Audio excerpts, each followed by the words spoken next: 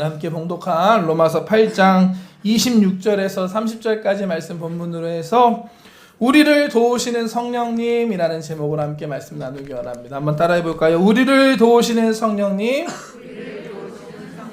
아멘. 요즘에 여러분 어떠십니까? 살기 좋으시죠? 네, 아멘. 네, 믿음이 좋으십니다. 요즘엔 살기 어렵다는 얘기를 참 많이 듣는 것 같습니다. 안타깝게도 그래도 부자들은 투자를 막 하는 사람들은 좀 괜찮은 게 없잖아 있는 것 같은데, 왜냐 주식도 오르고 막 그런 게 있으니까. 하지만 보통 사람들은 참 살기 힘든 시대를 사는 것 같습니다. 뉴스를 보아도 마찬가지요. 끝나지 않는 전쟁의 소식들 또한 관세 전쟁, 그리고 정치적으로도 여러 가지 불안들이 우리를 힘들게 하고 또 불안하게 만들고 있는 상황입니다. 이런 때에 정말 누군가 우리 옆에서 도와줄 수 있다면, 말뿐만이 아니라 정말로 필요한 거 있다면 채워주고, 잘 모르는 거 있다면 인도해주고 한다면 얼마나 큰 힘이 되고 감사할까요? 오늘 본문 말씀은 우리에게 그러한 분이 있다라고 말씀합니다. 우리의 연약함을 도와주시는 바로 성령 하나님이십니다. 오늘 말씀을 통하여서 우리를 도와주시는 그 성령님을 의지함으로 성령님과 함께 그 능력으로 살아갈 수 있는 사랑하는 우리 성도님들 되시기를 주님의 이름으로 축복합니다. 우리 성령님은 우리의 보혜사가 되십니다. 예수님께서 십자가 달리기 전날 밤 최후의 만찬 자리에서 제자들에게 이 보혜사를 보내주시겠다라고 약속의 말씀을 주셨습니다. 한번 말씀 볼까요? 요한복음 14장 말씀입니다. 내가 아버지께 구하겠으니 그가 또 다른 보혜사를 너희에게 주사 영원토록 너희와 함께 있게 하리니. 아멘. 보혜사란 말씀 잘 아시죠? 한자 뜻을 따져보면 우리를 보호해주는 은혜로운 스승이라는 의미가 되고, 또 헬라어 원어로는 파라클레토스, 우리 순복음교회면 많이 들어보셨을 겁니다. 파라클레토스. 이 단어의 뜻은 곁에 부름을 받은 자, 곁에 가까이에 있어서 또 우리를 도와주는 분이라는 뜻입니다. 변호자, 조력자, 위로자, 상담자, 친구, 이런 의미를 갖고 있는 단어가 이 파라클레토스입니다. 제가 일본어 성경 보니까 더 확실하게 설명을 하더라고요. 일본어로 뭐라고 되어 있는지 아십니까? 다스케누시, 우리를 도와주시는 주님, 그야말로 다이렉트로 설명하고 있습니다. 우리를 구원하기 위해 이 땅에 오신 예수님께서 우리의 보혜사가 되십니다. 첫 번째 보혜사이십니다. 왜냐? 우리 2000년 전에 우리 인간과 똑같은 모습으로 우리 옆에 오셨어요. 우리 곁에 오셔서 우리를 도와주시고 우리를 구원을 이루신 분이 예수님이십니다. 그리고 예수님께서 이제 십자가 사역을 위해서 떠나시면서 제자들에게 나 말고 또 다른 보혜사를 너희에게 주겠다라고 약속의 말씀을 하고 있으신 겁니다. 이 보혜사가 누구냐? 바로 지금 우리 가운데 함께 하시는 성령님이신 줄 믿습니다. 성령님께서 오셔서 우리 가운데 함께 하시고 우리의 연약함을 도와주시는 것입니다. 이 말씀 제자들이 듣고 있었잖아요. 이 제자들은 원래 연약하고 부족한 사람들이었습니다. 원래 대부분 반 이상이 어부들이었고 교육도 받지 못하고 부족한 그들이었습니다. 3년 반 동안 예수님 불러주셔서 예수님 따라다니며 말씀도 듣고 많은 기적도 경험했지만 여전히 부족하고 연약한 사람들이 그들이었습니다. 어떻게 알 수 있냐? 위기의 순간에 알 수 있었습니다. 위기가 오자 이들이 어떻게 하죠? 다 도망가 버립니다. 죽음까지 함께 하겠습니다. 절대로 그런 일이 없을 겁니다. 라고 얘기했던 베드로도 결국엔 그 가야바 대제사장의 뜰까지는 어떻게 쫓아가지만 그곳에서 자신을 알아보는 사람들 앞에서 예수님을 부인하고 3번이나 저주하는 그러한 모습을 보이게 됩니다. 참으로 안타깝고 연약한 모습입니다. 근데 이러한 제자들이 변화되죠. 언제 변화됐나요?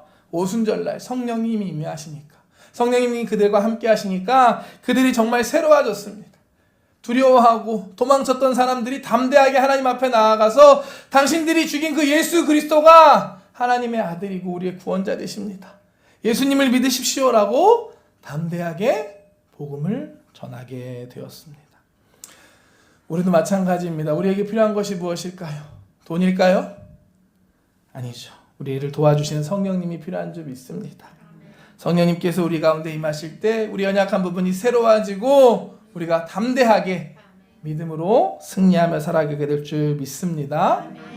우리 성령님은 우리의 연약함을 도와주시는 분이십니다. 오늘 본문 말씀 다시 한번 읽어보겠습니다. 26절 말씀입니다. 이와 같이 성령도 우리의 연약함을 도우시나니. 아멘. 우리 인간은 강해 보이지만, 강한 척하지만 사실 굉장히 연약한 존재입니다. 겉으로는 잘 드러내지 않지만 각자의 약점들, 연약한 부분들이 다 있습니다. 완벽한 사람은 이 세상에 없습니다.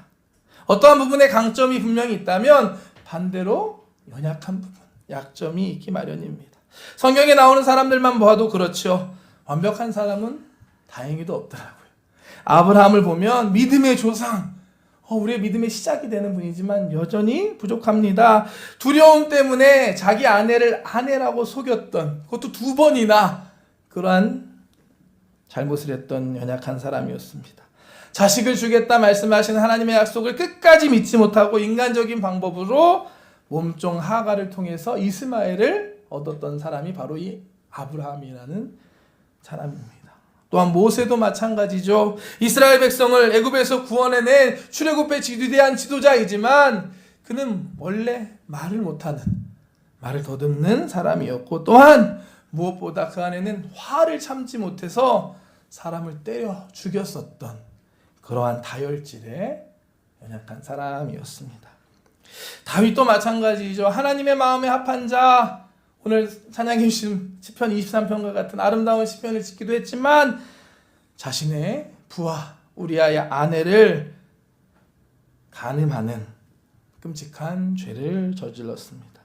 신약을 보아도 마찬가지입니다. 말씀드렸던 베드로, 하나님 예수님의 부르심을 받아서 수제자로 사역하지만 여전히 급한 성격으로 많은 실수를 했고, 아까 말씀드렸던 3번이나 예수님을 부인했습니다. 또한 사도 바울도 마찬가지이죠. 다메섹으로 가는 그 길에 예수님 만나고 그의 인생이 변화되어서 정말 위대한 사도로 쓰임받지만 여전히 그에게는 육체의 가시가 있었다라고 말씀합니다. 참 아이러니한 게 사도 바울이 많은 사람을 고쳤거든요. 다른 사람 병은 다 고치는데 정작 자신의 육체는 가시가 있었습니다. 육체에 연약함이 있었던 바울이었습니다. 이처럼 위대한 성경의 인물들도 모두 연약한 부분들을 가지고 있었던 사람들이었습니다. 이 말씀 준비하는데 어젯밤에 제가 위로가 되더라고요. 여러분 어떠십니까? 여러분들도 아마도 연약한 부분들이 있을 것입니다. 성령님께서 우리의 그러한 연약한 부분을 도와주십니다. 그러므로 우리는 이 성령님을 인정하고 환영하고 모셔드리고 의지해야 하는 것입니다. 그럴 때 성령님의 능력으로 우리의 연약함을 이길 수 있음을 믿으시기를 주님의 이름으로 축복합니다. 가슴에 손을 얹고 한번 기도할까요? 고백할까요? 성령님 나와 함께하여 주시옵소서. 나의 모든 연약함을 이기게 하여 주시옵소서. 주님 안에서 기뻐하고 감사하며 즐거워하며 승리하게 하여 주시옵소서. 아멘. 우리는 절대로 연약한 존재가 아닙니다. 성령님께서 함께 하시고 우리 연약함을 도와주시기 때문입니다. 아멘. 이 종이 그냥 하나만 있으면 쉽게 찢어지고 또 찢으면 구멍이 뚫립니다. 하지만 딱딱한 판 뒤에 붙으면 쉽게 찢어지지 않습니다. 마찬가지죠. 우리도 성령님과 함께하면, 하나님께서 우리와 함께 하시면 우리도 더 이상 연약하지 않습니다. 성령님께서 도우시니까 넉넉히 이기고 승리할 수 있는 것입니다.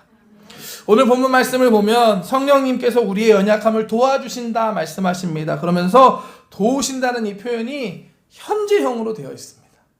도우셨다, 도우실 거다가 아니라 도우시고 있다, 현재형으로 기록되어져 있습니다. 이것은 어제도 오늘도 내일도 언제나 우리와 함께 하시고 도와주신다라는 의미의 말씀일 것입니다. 성령님께서 여러분들과 함께 하시고 여러분들을 도와주실 줄 믿습니다. 이 성령님을 의지함으로 성령님과 함께 승리하는 저와 여러분들 되시기를 주님의 이름으로 축복합니다.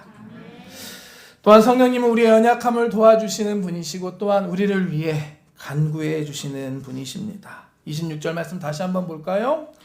이와 같이 성령도 우리의 연약함을 도우시나니 우리는 마땅히 기도할 바를 알지 못하나 오직 성령이 말할 수 없는 탄식으로 우리를 위하여 친히 간구하시느니라. 아멘.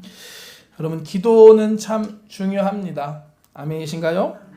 우리가 기도할 때 하나님께서 우리 기도를 들으시고 역사하십니다. 이 말은 반대로 하면 우리가 기도하지 않으면 우리의 삶에 하나님의 역사가 나타날 수 없다는 것을 의미합니다. 또한 우리의 삶에 왜 하나님의 능력이 나타나지 않지라고 느껴진다면 그것은 기도하지 않기 때문입니다. 마가복음 9장 말씀 보면 귀신 들린 아들을 치료하기 위해 예수님을 찾아온 아버지의 이야기가 나옵니다. 이 아들은 어렸을 때부터 귀신이 들렸어요. 안타깝게도 귀신이 들려서 귀신이 이 아이를 때때로 어느 때는 물로 어느 때는 불로 던져서 이 아이를 죽이려고 하는 아주 절박하고 위험한 상황이었습니다. 그런데 안타깝게도 이 아버지가 예수님을 찾아왔는데 하필 그때 그 자리에 예수님께서 안 계십니다. 예수님은 없고 예수님의 제자들만 그 자리에 있었습니다. 상황을 알고 들은 제자들이 어떻게 하나요? 자신들의 방법으로 이 귀신을 쫓아내고 이 아이를 치료하려고 하지만 할 수 없었습니다. 다행히 예수님께서 곧 돌아오시고 예수님께서 그 아이를 불쌍히 여기시고 귀신을 쫓으시고 치료해 주십니다. 마가복음 9장에 나온 말씀입니다. 그러고 나서 그 후에 제자들이 예수님께 조용히 찾아가서 질문하는 장면이 나옵니다. 전 참 재밌게 보이는데 함께 볼까요? 9장 28절부터 말씀입니다. 집에 들어가심에 제자들이 조용히 묻자오되 우리는 어찌하여 능히 그 귀신을 쫓아내지 못하였나이까? 이르시되 기도 외에 다른 것으로는 이런 종류가 나갈 수 없느니라 하시니라. 아멘. 제자들의 마음이 느껴지시나요? 이제 집에 돌아와서 다 정리가 된 다음에 조용히 예수님께 나와서 묻는 겁니다. 예수님, 근데 왜 제가 있을 때는 안 됐을까요? 저도 열심히 했는데. 그래서 예수님 정답을 말씀해 주시죠. 기도 외에는 다른 것으로 이런 종류가, 이런 능력이 나아갈 수 있다 없다? 없다라고 말씀하셨습니다. 기도하지 않으면 하나님의 능력이 나타날 수 없습니다. 기도하지 않으면 하나님의 역사가 나타날 수 없는 것입니다. 기도해야 합니다. 말씀을 전하고 준비하는데 제 모습이 많이 찔렸습니다.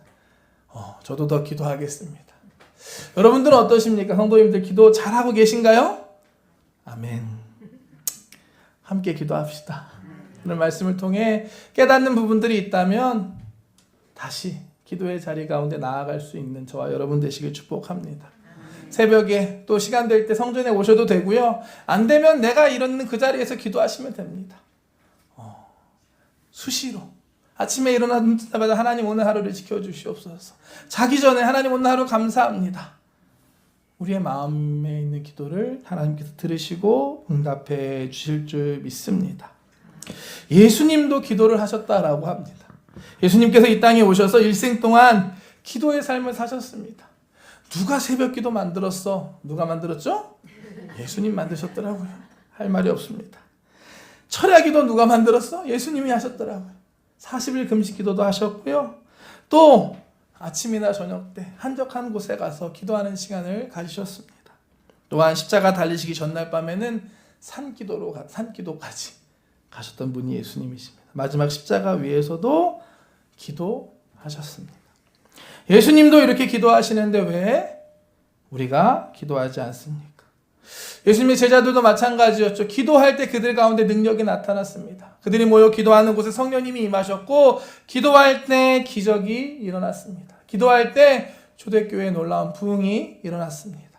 다시 기도할 수 있는 우리 긴조 성전 모두가 되기를 주님의 이름으로 축복합니다. 아멘. 이번 주 목요일에 우리 기도원 갑니다. 시간 되시는 분들은 함께 오셔도 좋고요. 또 여러분이 있는 그 자리에서 기도할 수 있는 여러분 되시기를 축복합니다. 우리의 상황을 아시는 주님께서, 우리 형편 아시는 주님께서 우리가 기도할 때 응답해 주시고 놀라운 역사 이루실 줄 믿습니다. 우리 사랑하는 조용기 목사님 잘 아시죠? 조용기 목사님이 참 많은 세계 전역을 다니시면서 사역하실 때 놀라운 것 중에 하나가 그곳에 갔을 때 호텔방을 안 나오셨다라고 하더라고요. 호텔방에서 뭐 했냐? 기도하셨다라고 합니다. 어떻게 조 목사님이 그런 사역하실 수 있었을까? 정답은 거기에 있지 않을까 생각이 됩니다. 기도하기에 힘을 쓰는 저와 여러분들 되시기를 주님의 이름으로 축복합니다. 그런데 말입니다. 그런데 어떤 때는 기도해야 되는 거 알면서도 기도하기 힘들 때가 분명히 있습니다. 어렵고 답답하고 낙심돼서 힘들다. 기도의 자리에 나왔는데도 기도도 안 나오고 주여 주여 밖에 못할 때가 있습니다. 오늘 말씀 그때 우리가 기도할 수 없을 때 우리 성령님께서 말할 수 없는 탄식으로 우리를 위해 기도해 주신다라고 말씀하십니다. 누군가 널 위하여 누군가 기도하네 내가 홀로 외로워서 마음이 무너질 때 누가 널 위해 기도하네. 아멘. 누군가 대신 불러주시네요. 감사합니다. 우리가 기도할 수 없을 때 성령님께서 말할 수 없는 탄식으로 우리를 위해 기도해 주십니다. 이 기도로 말미암아 우리가 새 힘을 얻을 수 있게 되고 문제를 이길 수 있고 하나님의 축복과 기적이 우리에게 임함을 믿습니다. 성령님의 간구에는 큰 능력이 있습니다. 왜냐하면 하나님의 뜻대로 구하는 기도이기 때문입니다. 내 뜻대로 기도하는 것이 아니라 성령님의 간구는 하나님의 뜻대로 우리를 위해 기도해 주십니다. 27절 말씀 볼까요? 마음을 살피시는 이가 성령의 생각을 아시나니 이는 성령이 하나님의 뜻대로 성도를 위하여 간구하심이라. 아멘. 우리의 연약함을 도우시는 성령님께서 우리를 위해 기도해 주십니다. 말할 수 없는 탄식으로 또한 우리를 위해서 하나님의 뜻대로 기도해 주십니다. 그렇기 때문에 우리가 살아가는 동안에 모든 것이 합력하여 선이 이루어짐을 믿습니다. 28절 말씀 이어서 보겠습니다. 28절 우리가 알거니와 하나님을 사랑하는 자 곧 그의 뜻대로 부르심을 입은 자들에게는 모든 것이 합력하여 선을 이루느니라. 아멘. 참으로 놀랍고 감사하고 소망이 되는 말씀입니다. 한 번 더 읽을까요? 우리가 알거니와 하나님을 사랑하는 자 곧 그의 뜻대로 부르심을 입은 자들에게는 모든 것이 합력하여 선을 이루느니라. 아멘. 믿으십니까? 하나님을 사랑하고 하나님의 부르심을 입은 자들은 우리들이죠. 우리들의 삶 가운데 좋은 일도 있고 나쁜 일도 있고 낙심되는 일도 있지만 이 모든 것이 합력하여 선을 이루어 주신다라고 우리에게 말씀하십니다. 우리에게 주시는 소망의 말씀인 줄 믿습니다. 이 말씀을 기록한 사도 바울도 몸에 연약함이 있었습니다. 정확히 그것이 어떤 질병인지는 알 수 없지만 육체에 가시가 있었다라고 고백을 합니다. 그런데 바울이 이 가시를 놓고 하나님께 기도했을까요? 안 했을까요? 3번이나 기도했다고 이야기합니다. 그때마다 하나님께서 뭐라고 하시냐? 내 은혜가 내게 족하다. 왜 그러셨을까요? 고린도후서 12장 말씀 보면 이것을 사도 바울이 여러 계시를 받은 것이 지극히 때문에 그가 자만하지 않게 하기 위해서 그에게 가시를 주셨다라고 설명합니다. 만약에 바울의 몸에 가시가 없었다면 혹시라도 자만하고 교만할 수 있었을지도 모릅니다. 사실 바울이 보통 사람이 아니죠. 죽은 사람도 살려내고 수많은 병자들을 고쳤습니다.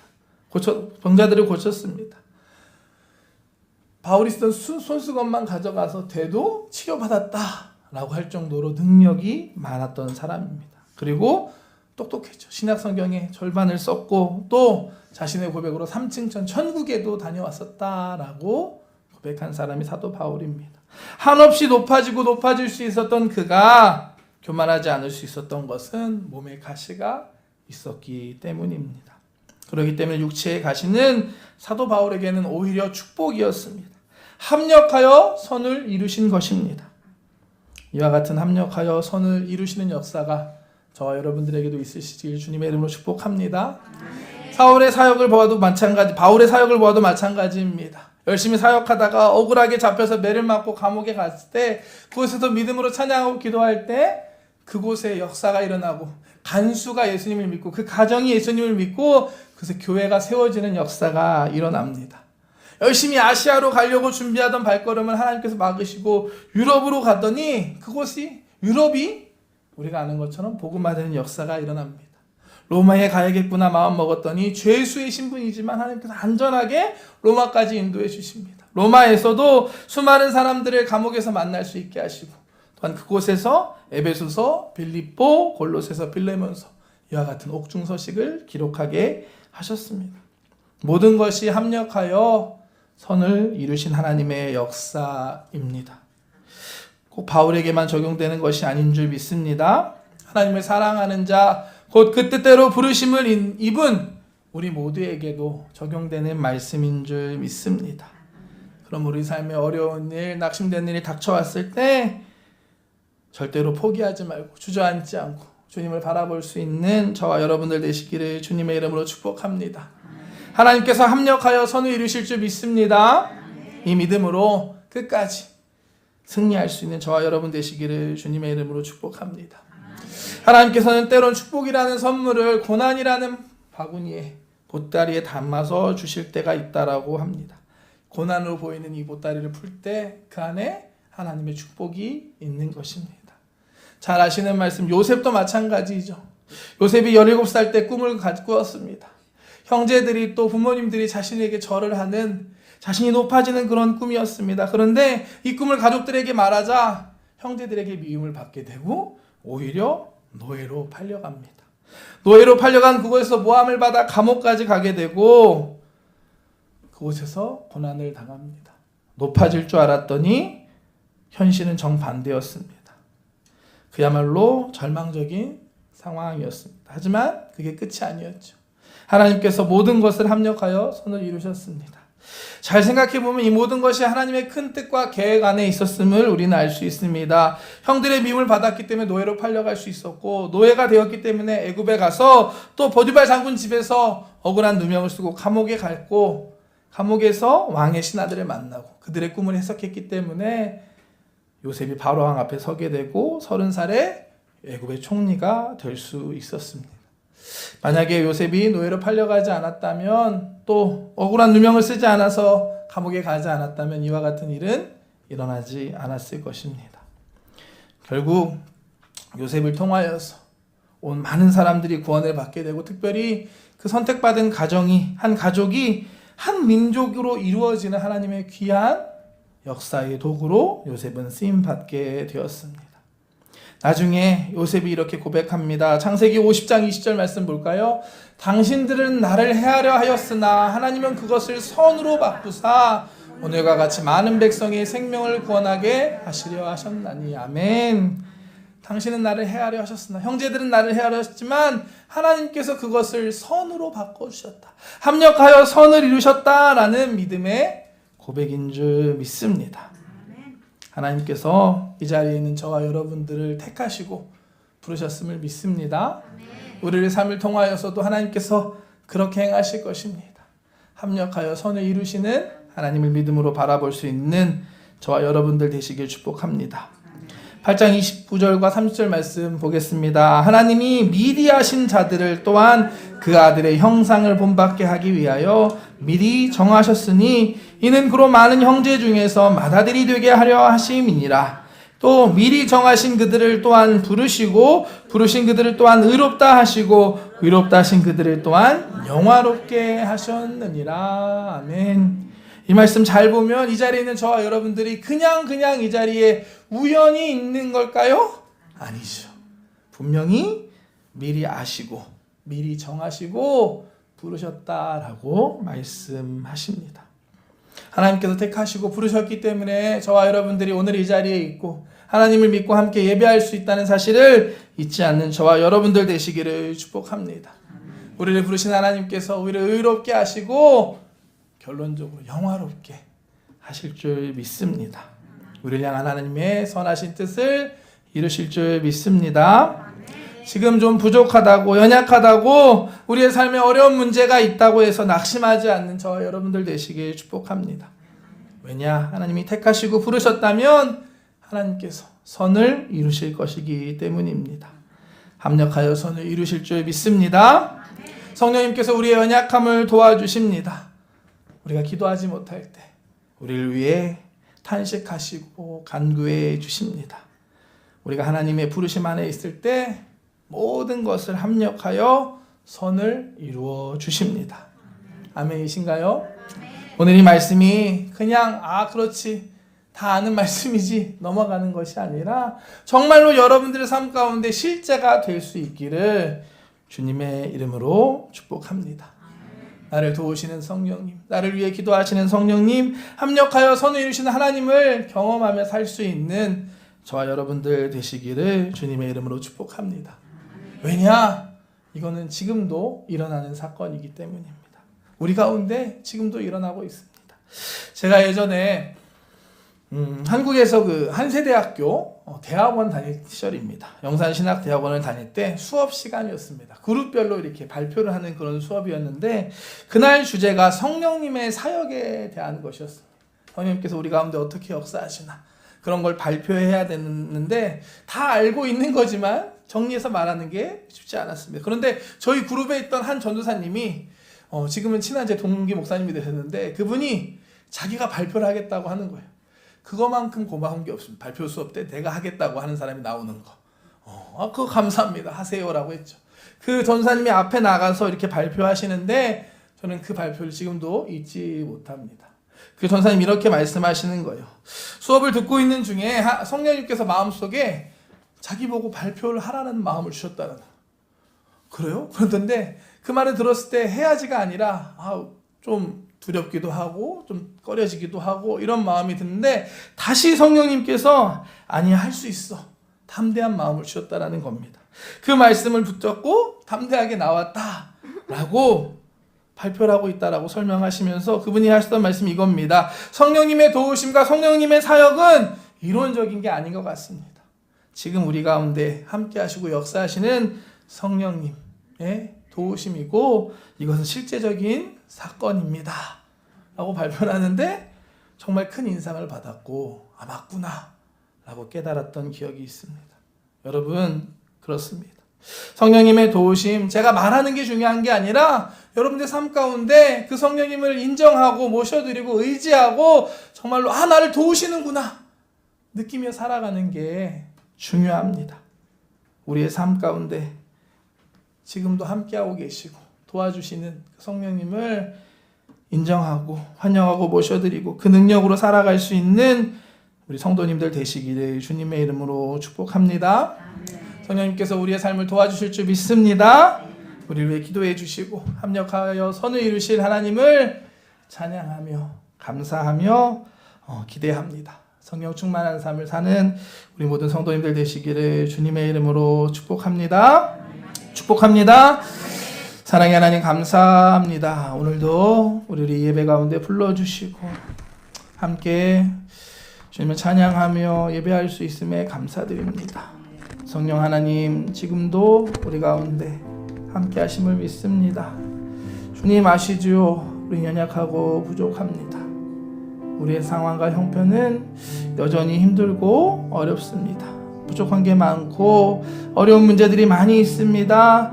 주님 우리 연약함을 도우시는 그 성령 하나님을 지금 이 시간 인정하며 기도합니다.